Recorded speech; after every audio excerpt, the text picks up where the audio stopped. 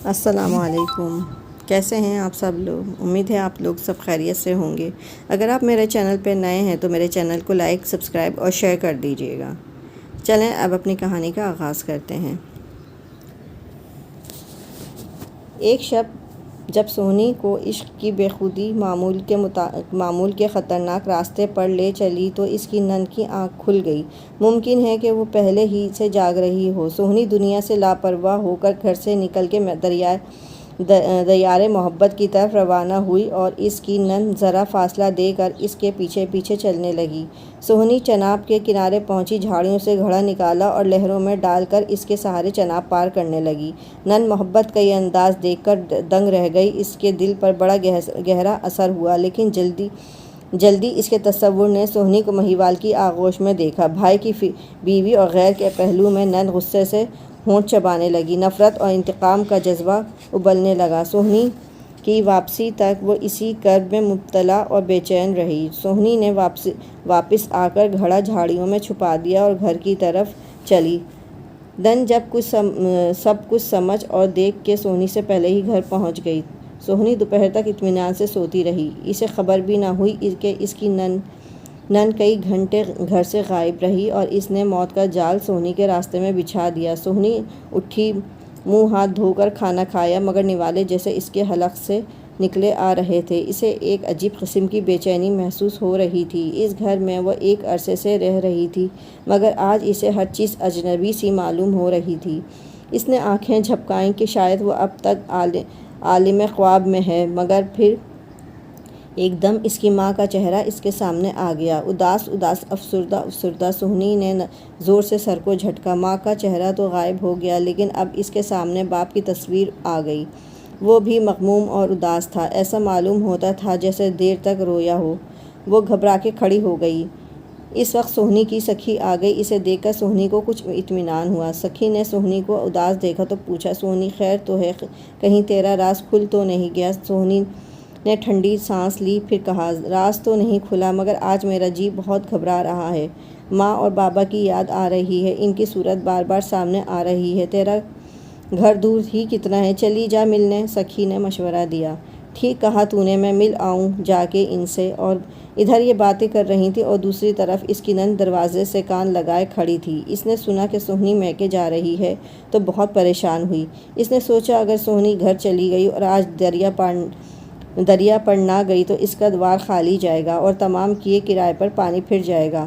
وہ جھٹ سے کمرے کے اندر آ گئی۔ سونی باپ کے پاس جانے کے لیے کپڑے بدل رہی تھی۔ کہاں جا رہی ہو بھابھی؟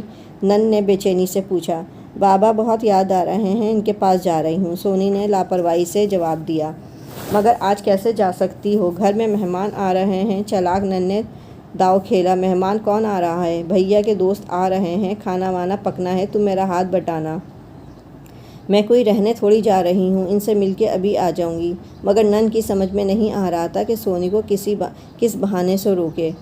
اس وقت دور کہیں بادل گرجے۔ نن کو موقع مل گیا، جلدی سے بولی، بارش بھی ہونے والی ہے، آج نہ جاؤ سونی، بادل گرج رہے ہیں، کوئی طوفان تو نہیں آ رہا؟ سونی نے چڑھ کے جواب دیا اور کپڑے بدل کے تیار ہو گئی۔ اس کی نن منہ لٹکائے واپس ہو گئی۔ سونی کی ماں اور تلے کمہار اس کے ایک دم آنے سے گھبرا گئے۔ سونی دوڑ کے ماں کے گلے لگ گئی۔ ماں نے بھی اسے بھینچ کے چمٹا لیا۔ سونی نہ جانے کیوں سسکیاں لینے لگی۔ تلے کمار اسے روتا دیکھ کر بے چین ہو گیا۔ سمجھا کہ شاید سونی سسرال والوں سے لڑ کے آئی ہے۔ کیا ہوا سونی؟ اس نے پوچھا۔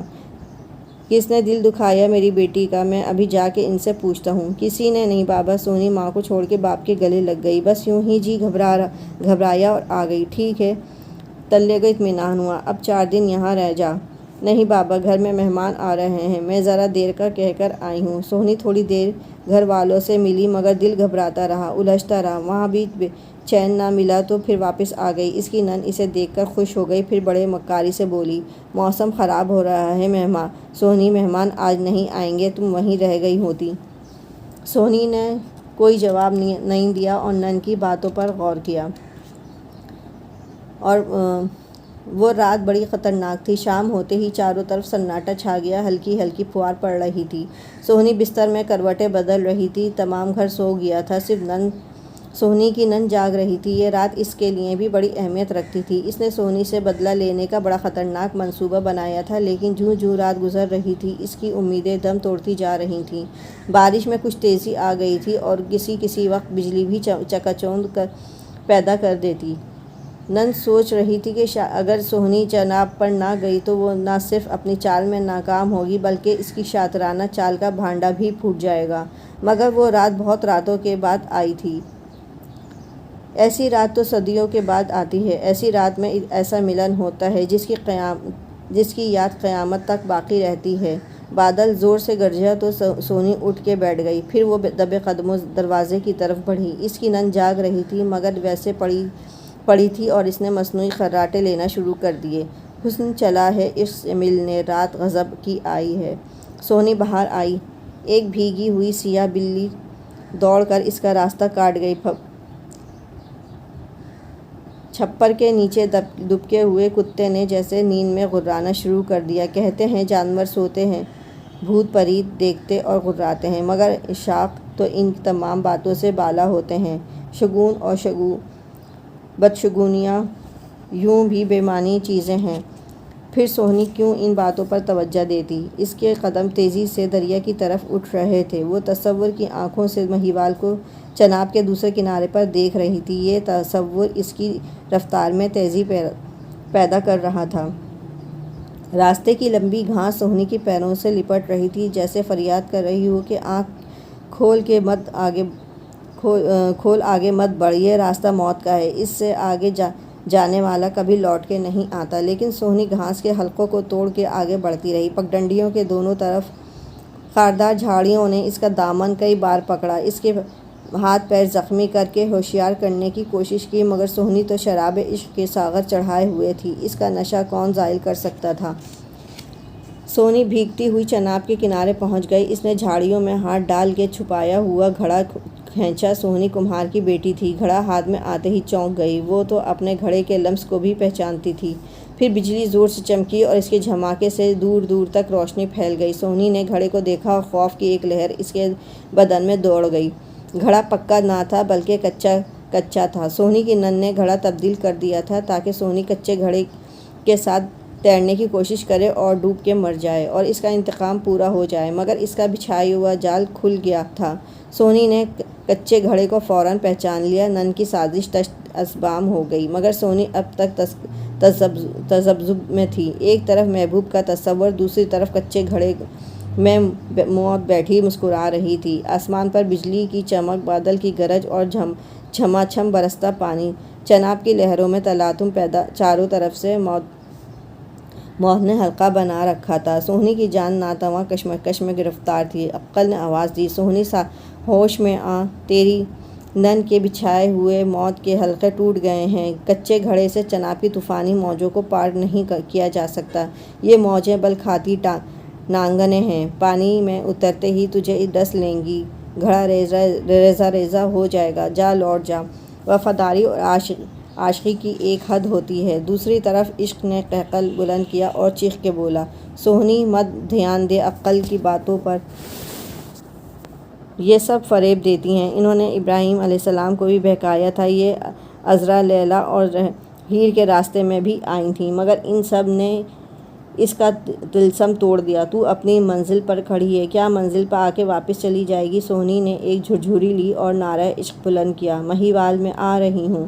اس کے ساتھ ہی سہنی کچا گھڑا پکڑے چناب کی پرشور لہروں میں اتر گئی۔ اس کے بعد کیا ہوا اس کا بیان بیکار ہے، صرف تصور کی آنکھیں ہی اس منظر کو دیکھ سکتی ہیں۔ کچا گھڑا بارشوں کی بوندوں سے پہلے ہی نرم پڑ گیا تھا، وہ چناب کے دھارے کا کیا مقابلہ کرتا؟ وہ لہروں میں آہستہ آہستہ پھولتا اور بکھرتا گیا۔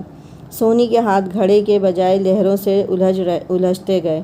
بھپرتی ہوئی لہریں سہنی کو غوطہ دینے لگیں۔ سہنی موت سے لڑتی رہی۔ اس کا سر پانی سے بلند ہوتا تو وہ اپنے مہیوال کو آواز دیتی، پھر یہ آواز بھی ڈوبتے ڈوبتے بالکل ڈوب گئی۔ کہتے ہیں کہ جس وقت سہنی بحر عشق میں ڈوب رہی تھی تو دنیا بھر کے محبوب اور محبوباؤں کی روحیں چناب کی لہروں پر منڈلا رہی تھیں، جیسے وہ اس کے استقبال کے لیے آئی ہوں۔ یہ بھی روایت ہے کہ سہنی نے آخری بار مہیوال کو آواز دے کر کہا تھا، مہیوال کاش تو اس وقت میرے پاس ہوتا، سونی کی یہ آرزو اور آخری آرزو ایک روح لے کر اڑی اور مہیوال کے پاس پہنچ گئی۔ مہیوال موسم کی خرابی کی وجہ سے سونی کی آمد سے نا امید ہو گیا تھا، مگر اپنی کٹیا میں بیٹھا چناب کی ہنگامہ خیز لہروں کو دیکھ رہا تھا۔ روح نے سونی کی آواز اس کے کان میں پھونک دی۔ مہیوال گھبرا کے کھڑا ہو گیا۔ اسے یوں دکھائی دیا جیسے سونی موجوں سے لڑتے ہوئے کہہ رہی ہو، مہیوال کاش تو اس وقت میرے پاس ہوتا۔ مہیوال نے فوراً جوابی نعرہ لگایا، سونی میں آ رہا ہوں۔ اس کے ساتھ ہی مہیوال نے دوڑ کے چناب میں چھلانگ لگا دی۔ لہروں نے مہیوال کو بھی اپنی لپیٹ میں لے لیا اور وہ بھی سونی سونی کہتا ہوا ڈوب گیا۔ پھر کرشمۂ خداوندی سے دونوں لاشیں بہتی بہتی یکجا ہو گئیں۔ دریائی جانوروں نے ان لاشوں کو کھانا چاہا، مگر تپش عشق نے جانوروں کو قریب نہ آنے دیا، اور دوسرے دن ایک جان دو قالب کے مصداق سونی مہیوال کی لاشیں چناب سے نکال لی گئیں۔